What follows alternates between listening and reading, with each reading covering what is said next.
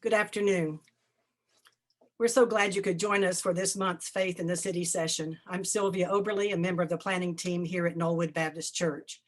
We are looking forward to a great discussion today with our guests and with those of you on the call. Thank you for your continued interest and support of Faith in the City.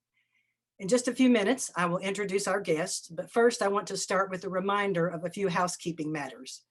First, we do record each of our sessions so that we can share with others not able to attend. To ensure the best quality recording, we ask that you keep your audio on mute throughout the initial discussions. As we have questions, please put them in the chat function. We will be checking on those and we'll do our best to address them during our question and answer session. Our recordings and other information are posted on our Faith in the City Facebook page and on the Knollwood Baptist website. Information about joining our Facebook group is also available in the chat. Again, welcome to our discussion today. We see many familiar faces or names joining us both here locally in Winston-Salem and also across the state. Throughout this year, we have tried to share information about important educational issues in our community and also to encourage more people to get involved through action and advocacy.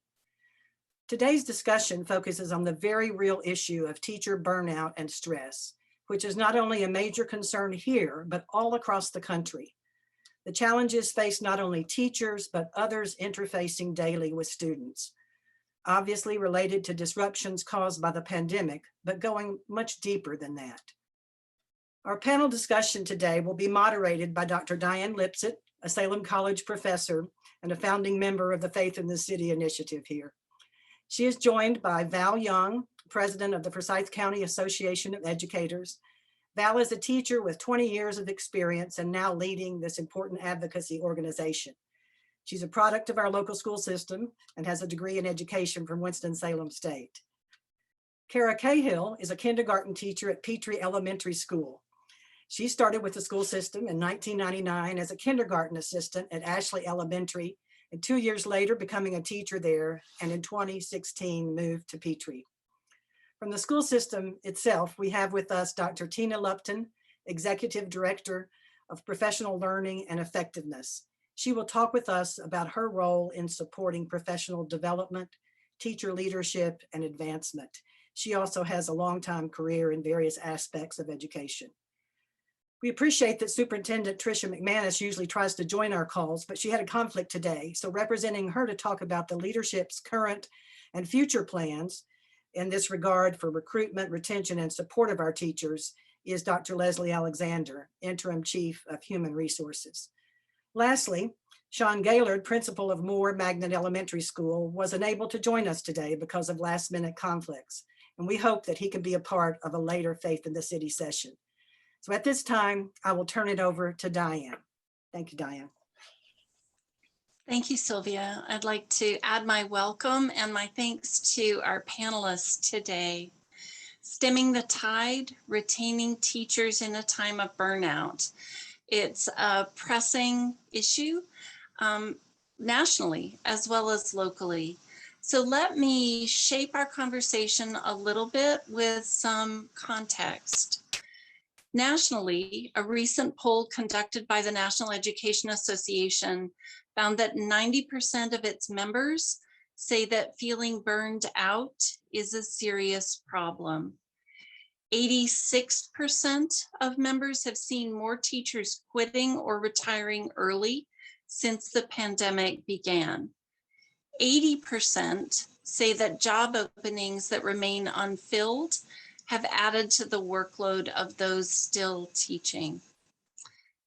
So a little closer to home, in North Carolina, for the 2021-22 school year, North Carolina has a shortage of qualified teachers in all grade levels for special education, in middle and high school math, and in all core subjects in all elementary school grades, according to the U.S. Department of Education. One specific window into this, it's estimated that only 30% of students in our state have a fully licensed math teacher this year. What about closest to home? our Human Resources Department in the Winston-Salem Forsyth County system let us know the number of classroom teacher vacancies in our system currently is 158. If we compare this February to February of 2020, the month before COVID hit, the number of vacancies is up significantly. In February of 2020, there were 36 classroom teachers vacancies reported. The struggles we're experiencing in our system aren't limited to filling vacant positions. The increased demand for substitutes is staggering, says our HR department here in the city. They had 608 additional substitute requests this week than for the same week in 2020. Teachers exiting the profession is a measurable phenomenon that's happening in a lot of places, not just Winston-Salem, Forsyth County, as is the struggle to recruit new teachers. But within those numbers that I offered, within the data, are stories of struggle, of burnout, of disillusionment, of change, and of continuing commitment by people like those who are with us today. So each of our panelists has a particular vantage point and expertise to help us better understand this moment in the teaching profession, especially here in our city and county. Sometimes in Faith in the City, our panels do a series of presentations, but we'd like to approach today's panel as a conversation. So it's my job to ask a few questions to get us started with each of our panelists. Obviously, this is a complex situation with many contributing factors. So may I invite each of you to start by identifying one factor. What's one reason that stands out to you right now for the problem of teacher burnout becoming so acute? Cara Cahill, from your perspective as a longtime committed classroom teacher, how would you take that question? Well, first off, it's hard to just give one. So I want to go with the route of an older teacher and a newer teacher. I've talked to friends across the board in the district trying to get their feel on this as well. The big thing for the older teacher are all the changes we had with COVID and how those changes kept changing. It seemed like daily, it seemed like hourly to us. Those things were stressful in itself. That was a big part. And then for the newer teachers, the behaviors and supports that they are just not feeling as supported, and the student behaviors can be a bit difficult to handle when you don't have the supports there to learn how to handle them. So those were my one answer for that question. Cara, within the changes that came with COVID, as a more experienced teacher, encountered them, what are some of the specifics there as well? Do some of the COVID related changes rise more to the surface? So some of the big changes we probably felt more in elementary school than they felt in middle and high school, because in elementary school, we're in one room all day long. And I know middle and high school, they had a little bit differences where they had to make pods that they weren't used to. But for elementary school, especially kindergarten, where we work in small groups, we work close together. Now I'm having to have 8x8 squares on the floor where my kindergartners are sitting in desks and they're working on technology that they hadn't worked on before. And that wasn't something that we had plan for. We, masking, cleaning, yes, but complete, for lack of words, segregation and playing by ourselves versus having that picking up and working with each other. If somebody dropped something on the floor now, and in the past, everybody would run to help. But then don't touch it. It's not mine. You don't want my germs. And so that made, and I think that's where the behaviors are kicking in as the years go on, because the students that I had that year that we left hadn't finished growing and developing socially in those skills. And now they're second grade. My students last year that spent a majority of the year, they spent all year in their little box, are struggling in first grade with skills. So I can imagine all the other grades, how that has progressed on. So that COVID piece there hit harder for elementary, but it's going up the road there to the upper grades. And you just bridged the experience of the new teachers with the experience of the more experienced teachers. It's hard to think of kindergartners in boxes. Yeah, that's a real change in the social experience of kindergarten.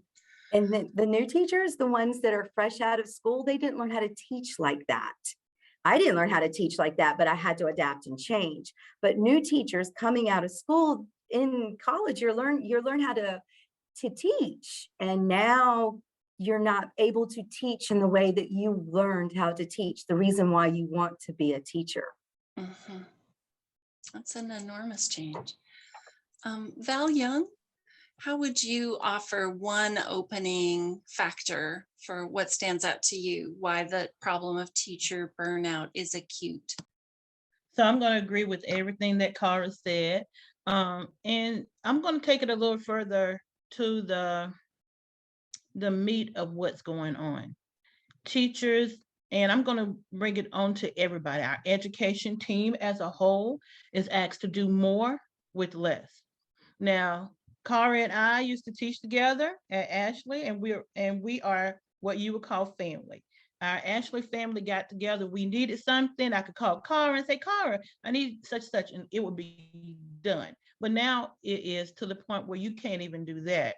We're asked to do so much that you don't even have time for yourself or your children. And it's a constant attack on teachers on, why can't you do this? Why don't you do more? If you had done more, this would happen, if that would happen. And they don't realize that we're living in a pandemic, trying to make sure that our children, they don't feel that anxiety that we feel every day, but we try to leave it outside on those steps before we walk into our kids.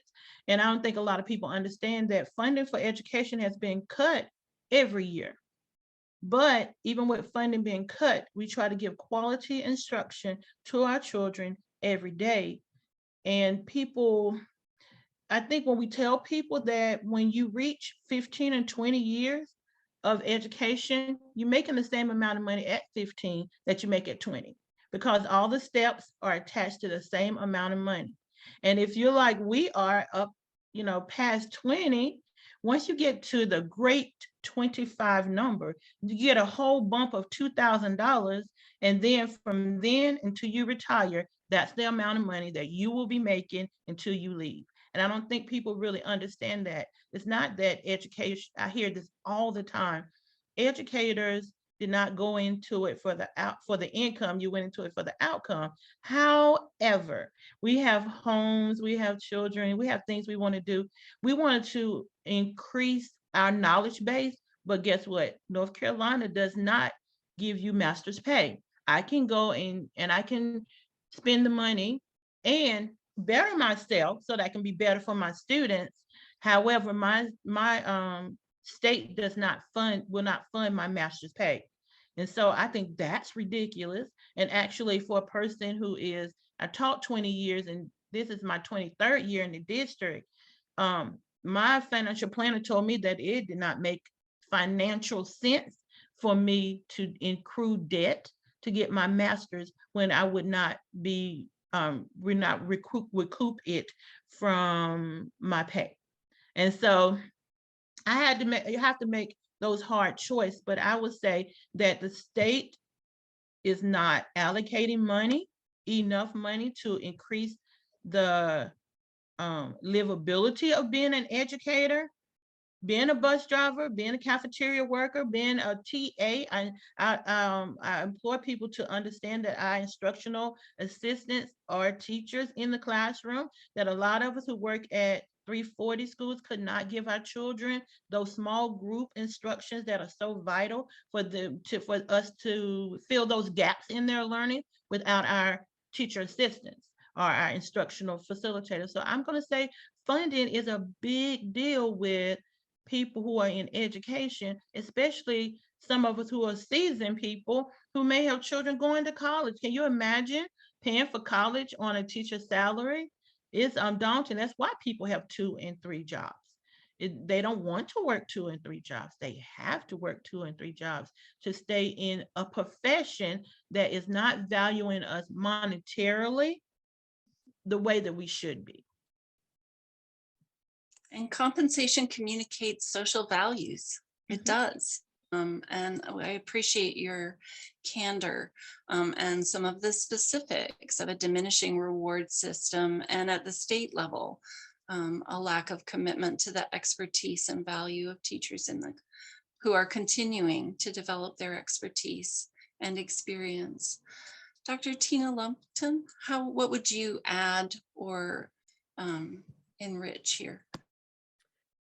You know, so many good points have already been made, and I completely agree with both what Val has said and what Cara has said. And it takes me back to when, 17 years ago when I started in education, and just thinking about that we're still having the same advocacy around the same issue 17 years later. Along my path, I've had to make different choices, and I had to find myself leaving the classroom because, overnight I kind of became a mom of twins, and, it's like, I couldn't afford to stay in the classroom and try to put 2 kids through daycare so I could have a job, because it negated itself. So I had to pursue and, make different choices, because, working the extra job and doing all those things, it wasn't something that I could justify. And even still to this day, even in making and doing different positions, I still find myself going, okay, well, maybe if I take on this extra work, maybe that will help compensate. Because like what Val said, even in my current position, it's hard to think about how can I send my kids to college, or will they have to incur the debt that I incurred? But I think that some of the things that teachers are feeling exhausted over is, again, having to have the same fights we've had for the last 17 plus years, and not seeing enough progress in the right direction. I feel like drops have been made in the bucket to maybe make people feel better, but it never really got to the heart of the issue. It never really addressed the concern. It was enough to make maybe some people back off for a little bit, but we still don't have the funding that we need in education that meets our students' needs and their diverse needs. We have students that now have over 18 months of gaps of learning. Sorry, could you say that again? Because they didn't have the ability to have direct access to that teacher helping them through the instruction that they needed. And now teachers are trying to face that 18 months of gaps with students that already had 1 to 2 years of gaps, with some students that did okay and they managed and they're still kind of on grade level, and trying to figure out, if I have a class of 25 plus students, they all have such diverse needs. How do I meet all of those needs and still have the time for myself and for their emotional social needs? And we also saw through the pandemic, children's social structures were ripped away from them. They didn't have regular access to sports. They didn't have regular access to community events and groups that they were in before. As people, we are community inclined. We like to be social. We need to be social in order to better ourselves. And students didn't have that opportunity to always have the social capabilities outside of their homes. So they lost years of socialization, how to act appropriately, how to talk to each other, how to deal with issues. And then on top of that, they were seeing all of these political issues that we were living through as adults with people that had differences, and how those people approached those differences was not in the most civilized way. But they didn't have someone to necessarily talk and guide them through that, to understand what are appropriate reactions when we have issues. And now we see that in our classrooms, that students don't have appropriate response structures to handle situations. And that falls back on the teacher as another thing they have to mitigate.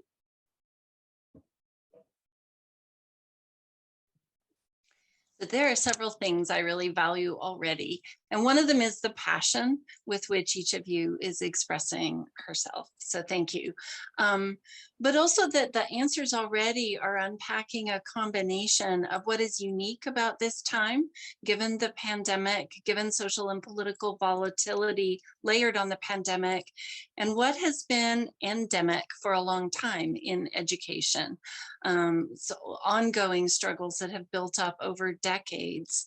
Dr. Leslie Alexander, would you care to speak to this diagnostic part of our conversation? What is contributing? Yeah, I'd be happy to. I'm serving as interim chief human resource officer now, but I've been a principal for the past 10 years here in this county.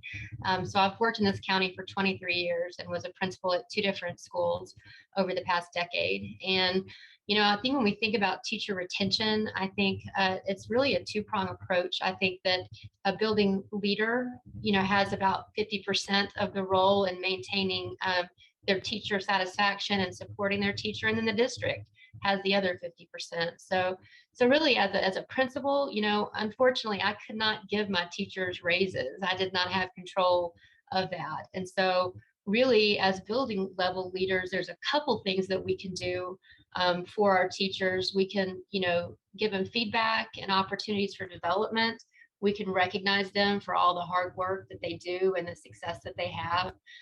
Teachers, this is a very flat organization. As a teacher, there's not a lot of leadership opportunities, but as a building level leader, I can look for developing leadership opportunities at my site to try to encourage teachers to learn and grow, because teachers, they want to learn. That's why they're a teacher. And so they want to be able to have ways to move up and advance. And then, as a building level leader, also what I can do is make sure that my teachers have the best resources and the most resources that I can possibly provide them with. And so, by doing those things as a building level leader, you really sort of establish the culture of your campus. And that's hugely important to a teacher, to work someplace where he or she feels valued, respected and appreciated. And so while I am not on a campus this year, I was a building level leader last year during the pandemic. And as hard as that time was for all of us, it's probably one of the years I'm the most thankful for. Because as a leader, we're evaluated in a lot of different ways, and student scores and achievement levels are things that are always put in front of us because they are important. But last year I was able, and I had over 125 teachers, but last year I was able to really connect with my teachers in a way that I had not previously been able to do, because I could see how much they really needed and depended on me to keep a positive attitude, to check in on them, to let them know that I get it. This is not normal. And, you can only do what you can do, and we're going to stick together and be a team. And, really connecting with my teachers in that way was a really special opportunity for me, that in hindsight, as an administrator, not living through the pandemic, I had really not done before, not in that way. And so that was a really special time for me in my career to really have a takeaway of how important those relationships are. We spend so much time at school that, really that is our family too, right? And so being able to make sure that we are, attempting to do that for our teachers. I see a comment in the chat about how are we developing the culture for our administrators in our district. That's a great question. Before I was doing this role, and I'm actually still doing this other role too, but I'm the area superintendent of leadership development. And we have a really great opportunity through a grant from the Wallace Foundation to develop an equity-centered principal pipeline initiative, which we're super excited about, to make sure that we're providing our incoming school building leaders and our sitting building leaders to make sure that they have opportunities for professional development, to be able to lead, to be able to obtain equitable outcomes for all of our students. This is a tough time. It's tough for teachers. It's tough for building level leaders. I mean, it really is tough for everybody on the front line. And so we have some great stuff coming into our district to be able to help us focus on some of these areas, which I think is unique and super exciting. But that sort of brings us to what the central office response to teacher retention really needs to be. I was listening to NPR the other day, and they had some of you guys may have heard this, but it said that over half of teachers plan to leave the profession nationally, over half. And that's just super scary. And they talked about the reasons that teachers are feeling this way. And the first reason Val mentioned is compensation, pay. They don't feel valued.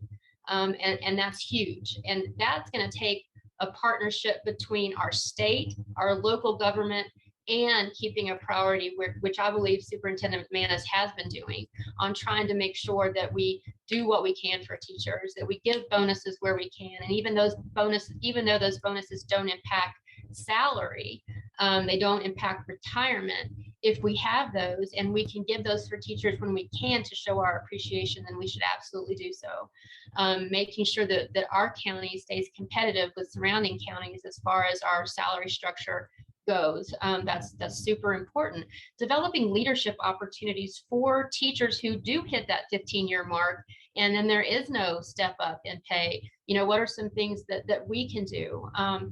Dr. Lupton and I have been talking with the group here about, currently we only pay mentor teachers $50 a month to watch over and connect with and mentor beginning teachers in their first, second, and third year. And if I have one teacher, I get paid $50 a month. Guess what? If I have 3 teachers, I still only get paid $50 a month.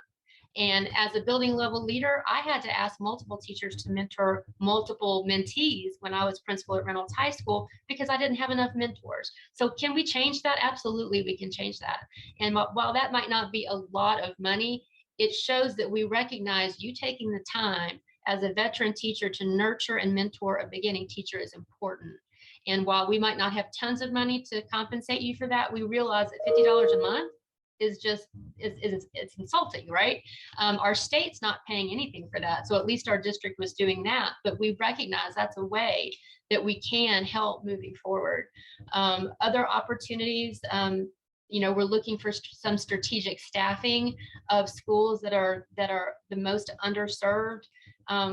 We recently were awarded a teacher and school leader grant from the Department of Education for $14 million. That will be a 3 to 5 year grant where we can strategically staff some of our most at-risk schools. So that's going to target 28 of our schools where administrators and teachers can get recruitment bonuses, and they can get performance bonuses at those schools. So that's something that we're just rolling out. The other thing that NPR talked about was the second reason was, and Dr. Lupton kind of talked about this a little bit, about student behavior. And it's really about not having enough resources dedicated to students who have been through trauma, right? And so that is also something that we can attempt to take a stab at the district level. I just sat through allotment discussions with our superintendent yesterday, and really looking at how do we get more social workers and more counselors in the building, because these students have been through trauma.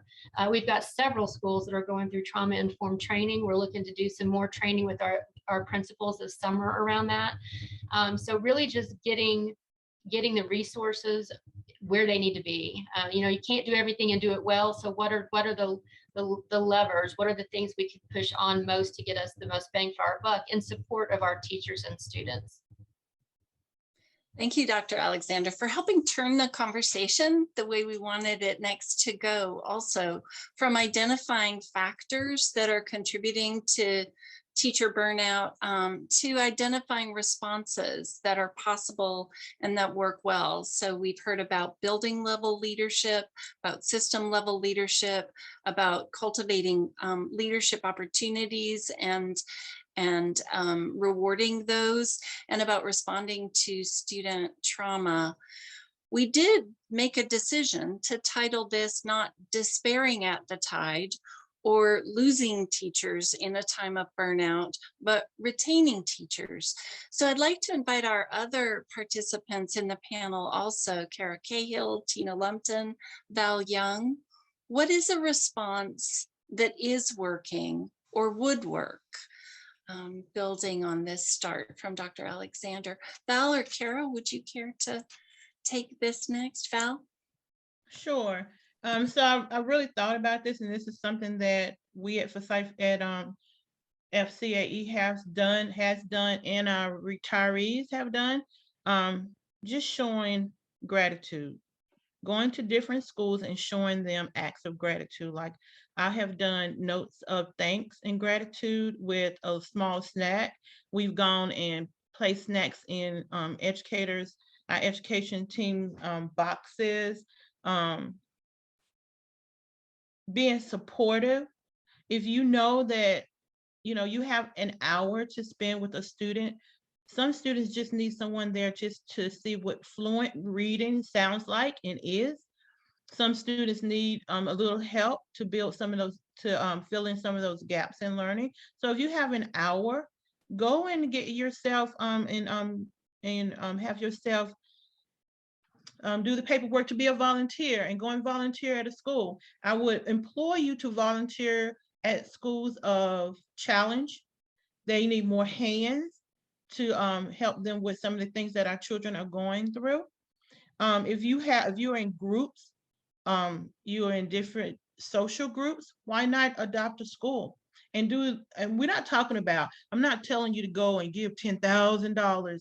No, I'm saying go, if it's nothing but a handwritten note. I'm going to tell you the best thing that I ever received one time was I received a poster, and it came from someone in another state, and on it said, it had everybody who worked in that place, in that office, everyone's signature, and it says, I appreciate what you do. You're a great educator. Person didn't know me and I didn't know them, but it made me feel good. I kept that poster. I also have received postcards. I have one from Hawaii right now, thanking me for my advocacy.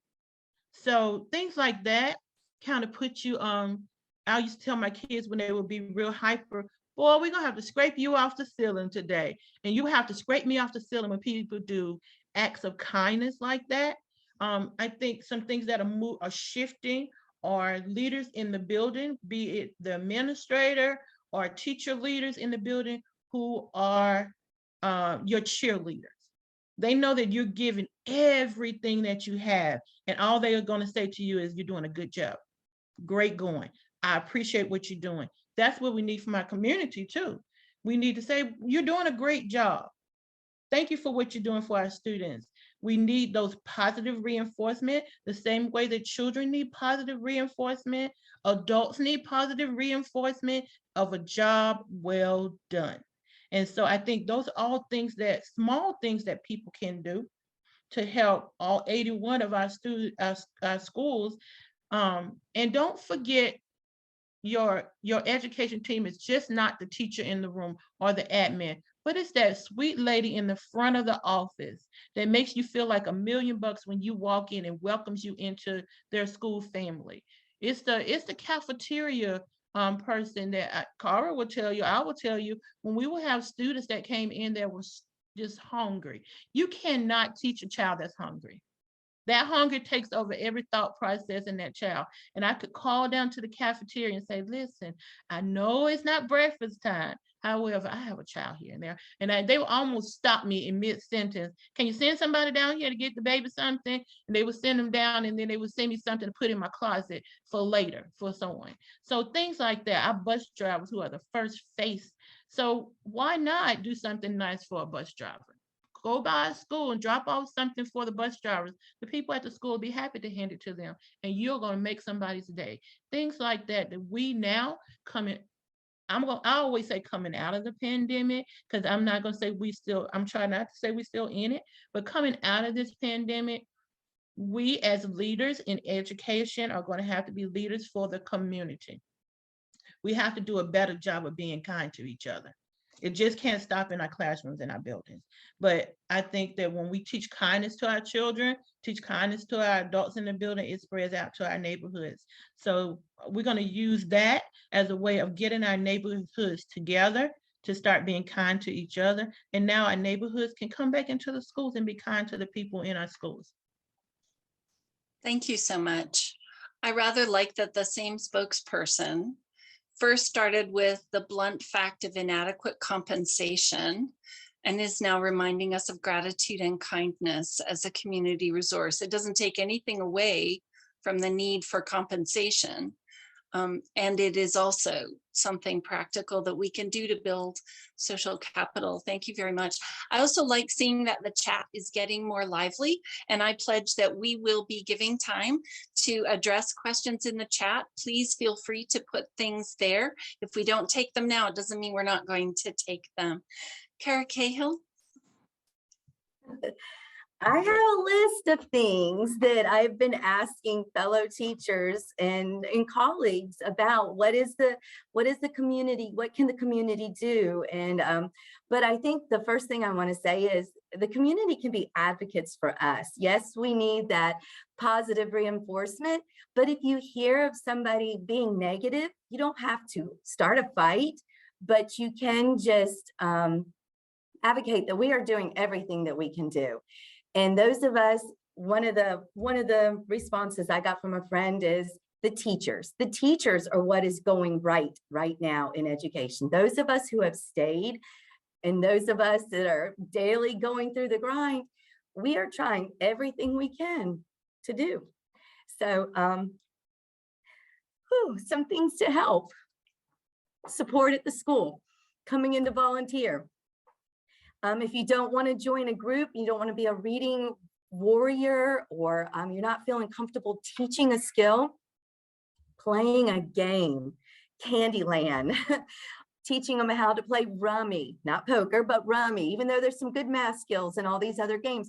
But these students that we're working with across the district, whether it be a Title I school or an affluent school, they need these social skills. They need somebody outside of the classroom that's coming to the school and showing them, oh, school is important. I'm glad you're here today. What are you learning? What are you doing? And, play a game, read a book, anything like that with them. But they also need that consistency. Don't show up once and never come back. Kids are great at being a friend right then and there. And then that does hurt if they never see or hear from you again. Same with the teachers. We love having people come in and out of the room, but we do get very standoffish as, oh, yay, you're here. And then you never come back. And so we do want consistency as well, the students.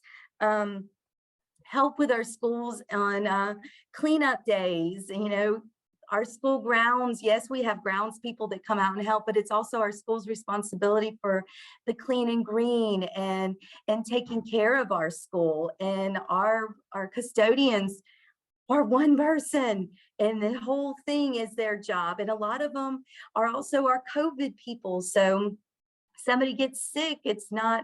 Yesterday, my class cleaned up 25 masks from off the playground. Yes, we use little sticks. I'm standing there with a hand sanitizer in the trash can, and they're running around. Look, Miss Gail, I got 3. I got 2. 3 and 2 makes 5. How many more can we get? 25 is where I stopped counting, you guys. 25 masks on the playground. Yes, it's the student's responsibility and the teacher's responsibility. Don't leave your mask on the ground. But the playgrounds are open to anybody in the community. So who's to say that some of this isn't happening on the weekend or in the evenings at the end of the day? There used to be a time at Ashley in the spring where we would get together and we would call the community in and we'd put plant bulbs, the daffodils and the tulip bulbs, and we would mulch the beds and we would just clean up and freshen up school grounds. We need things like that to happen again, but we need it not just from our home school communities, but we need the outside communities as well to say, we're here to help you. What can we do? And we can say, oh, we have a garden here at Petrie. Reynolds America is trying to help us with it, but it's really hard for them to get here and us here. We need more people for a community garden to be a community garden. Because gardening, I learned through the years. I had a garden at Ashley. I'm somehow again at Petrie. Gardening happens in the summertime. We're not in school in the summertime, so it does fall to the person to come water. And if summer school's going on, I drag those summer school kids out, but they're in summer school for a reason. And those teachers want them in that room because they have to do A, B, C, D. And I need you to come do the fun stuff.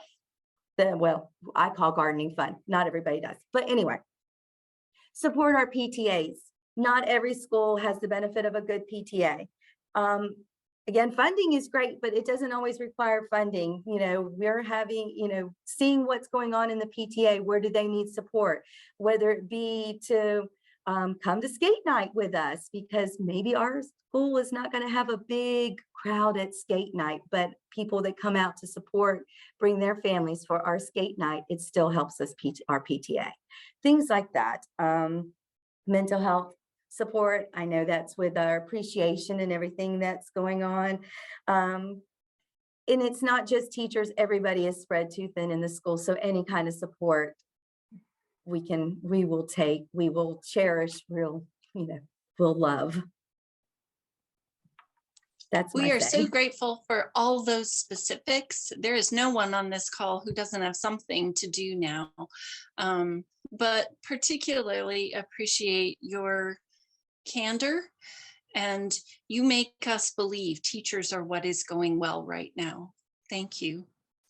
Tina, what would you offer as an example of what is working well or what could be better?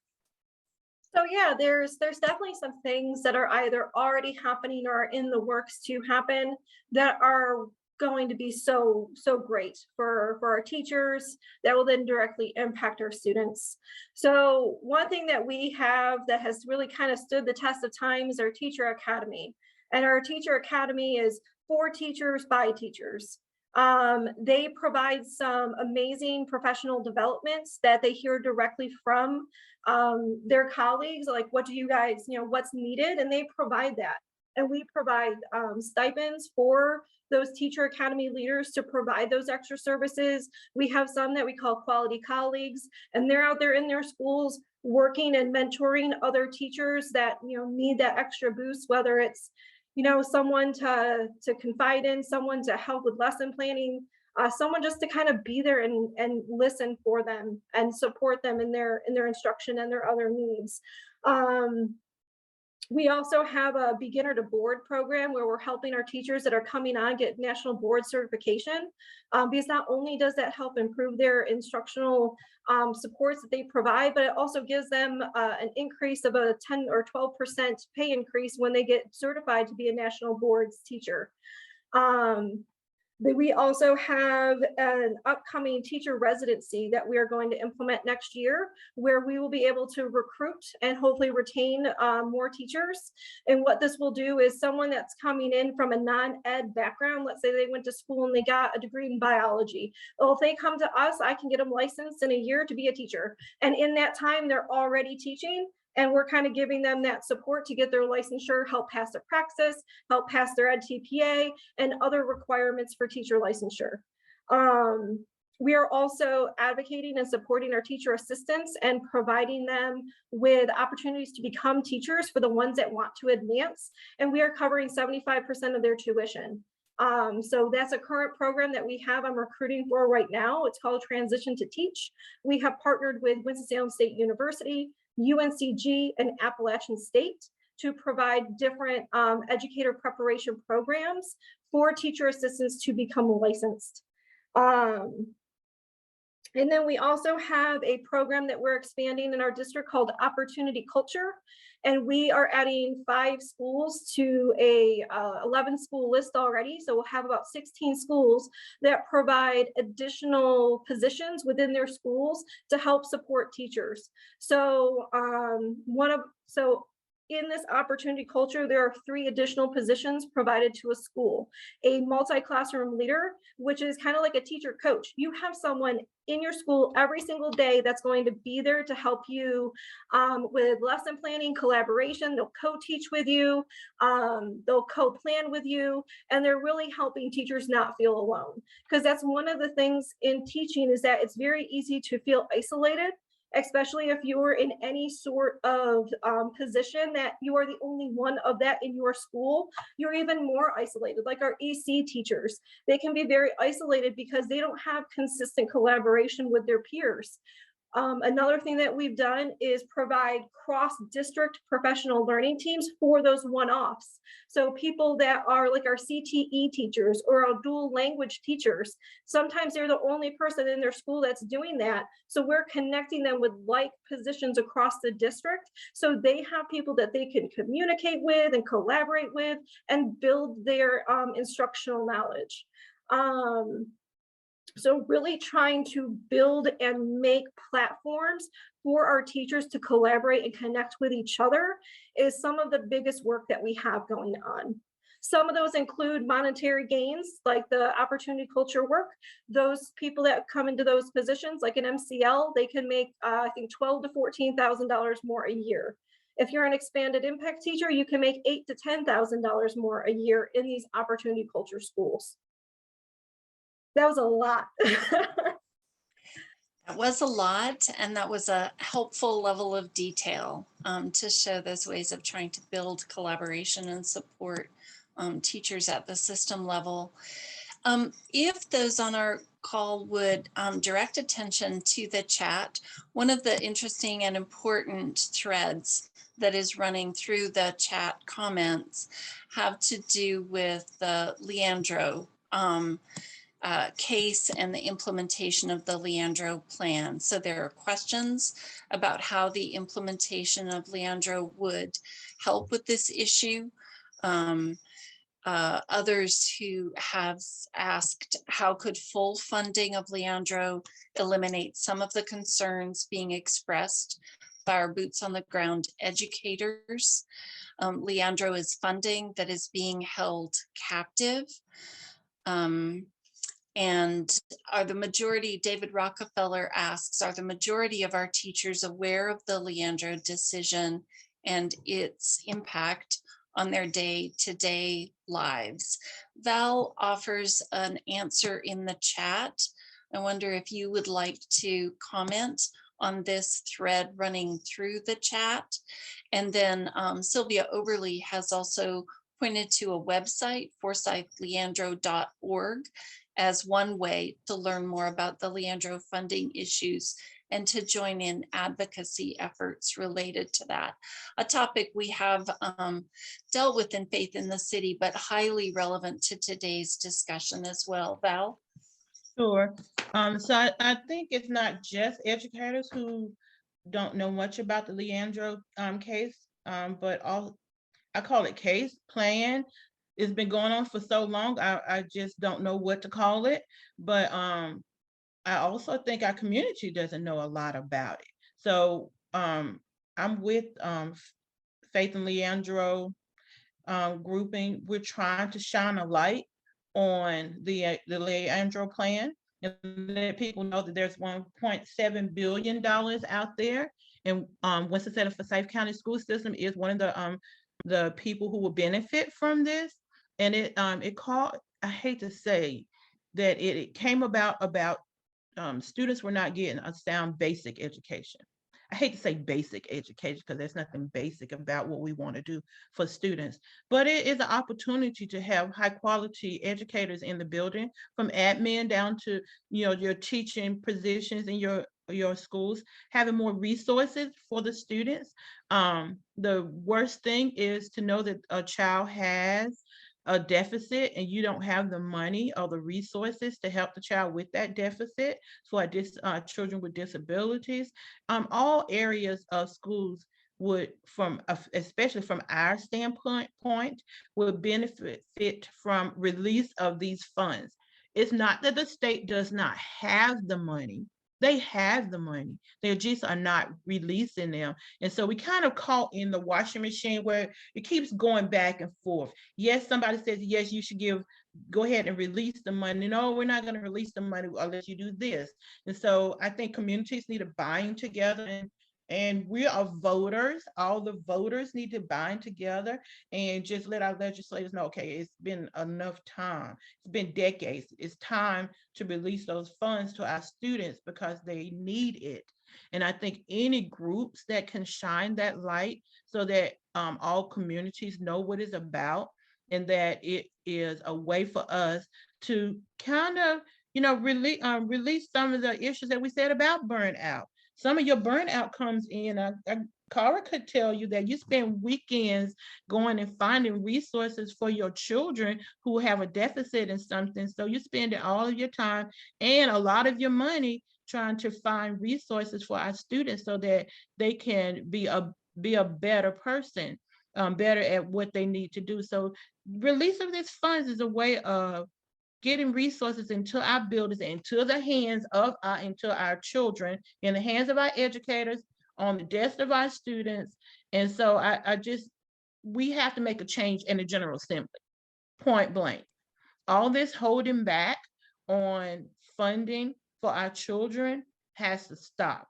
We need to fully fund education. What kind of society are we that we hold back on the one thing that gets people out of poverty? And that's a good, sound education.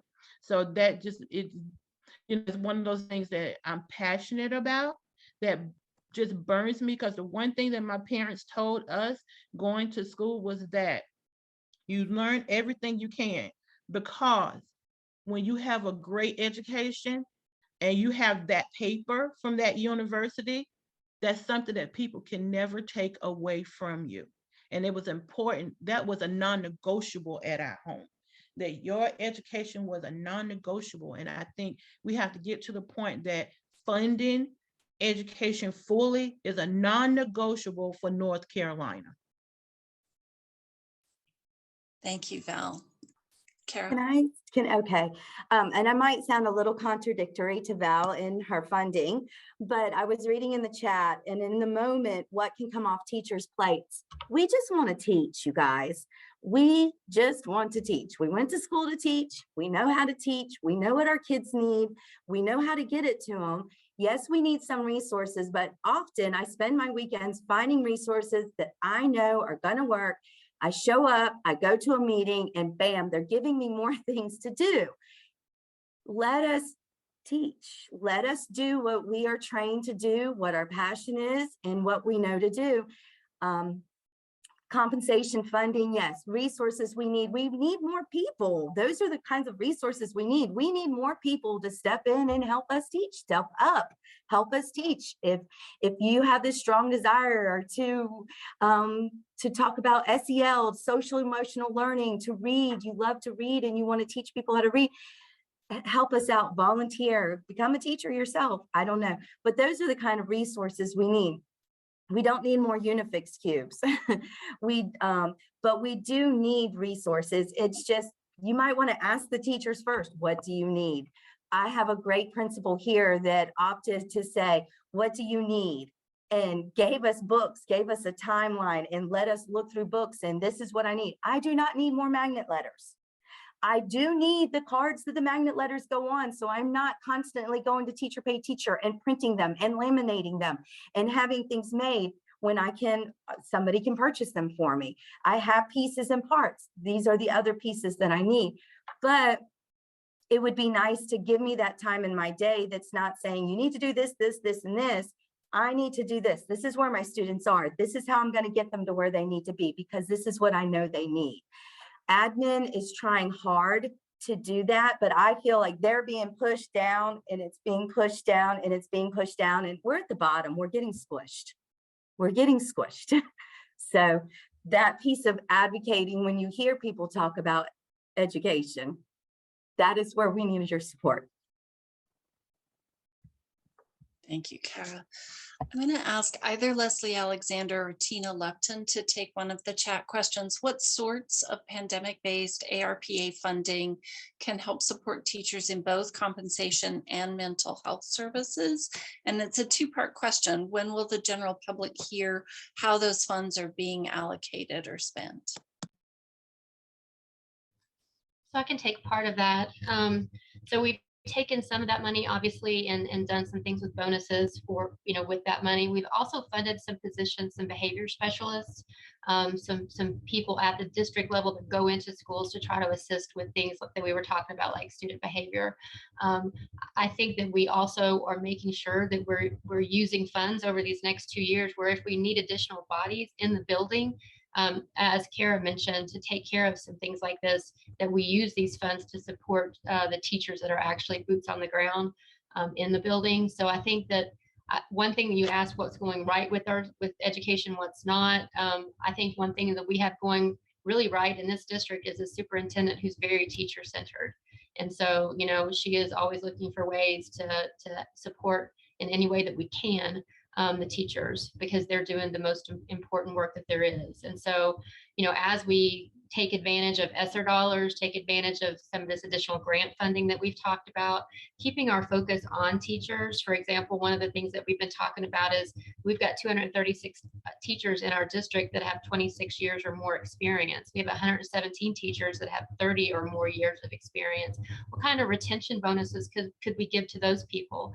Because we talk a lot about beginning teachers, but we don't often talk about our veteran teachers. And so, you know, what are some things that we can do to show appreciation and make sure that we keep these people who have made teaching their life, their career? How do we show them appreciation and make sure that they know that we value them and want to keep them, you know, in our schools as long as we can? So I do feel like we've got some things going in the right direction. The pandemic makes everything a little more difficult, right? But we are coming out of that, like Val said, we are coming out of that. And so keeping our focus on students and on teachers and on building level leaders, right? And that's where we have to keep our focus, is making sure that our strategic plan, not only on paper, but in everything that we do, is having the outcome and the outcomes for our students and our teachers that we really need. We can't help our students if we don't take care of our teachers. So I know that, you know, I believe that. I believe our superintendent believes that. So I think as long as we keep that as the focus, we will begin to see the results that we want. Thank you. One of the things that has made this conversation rich, Leslie Alexander just mentioned the experienced teachers. If my math is right, we have at least 80 years of experience in the teaching profession represented on this panel, and we have benefited from that. Sylvia Oberle has noted that we have a fairly recent practice with Faith in the City. When we post the recording, we will post with it a record of the chat so that the many links that are being offered for how to gain more information or to get more involved, or the volunteer opportunities that involve structured training and preparation, we'll capture those and you can return to them as you come back to watch the recording or not. The chat and its conversation will be there as well. I'm going to invite you just in the last 2 minutes that we have to use the chat perhaps to express some of that gratitude and kindness that our panelists have indicated actually helps in real ways. And let you know that on April 5th, we will have our next online session for Faith in the City. And our speaker will be Provost Anthony Graham of Winston-Salem State University, who spoke to us a little more than a year ago about the work of the statewide drive task force, which he chaired. And he will be back to give us an update on this statewide initiative on diversifying the teacher workforce. DRIVE stands for Developing a Representative and Inclusive Vision for Education. So we hope you'll join us in April 5th, for that presentation from Provost Graham, truly one of the distinguished educational leaders in our community and our state. And we are really grateful to our 4 panelists today for the wisdom and experience that they have shared with us. Thanks all of you for being with us. We hope to see you next month. Thank you, Diane, and thanks to all who joined us. Again, we will be posting the video in the website for Norwood Baptist Church, as well as on our Facebook page. Thank you for your candor, for your passion, and for all that you do to help our children in our community. It's now time to get busy. Thank you.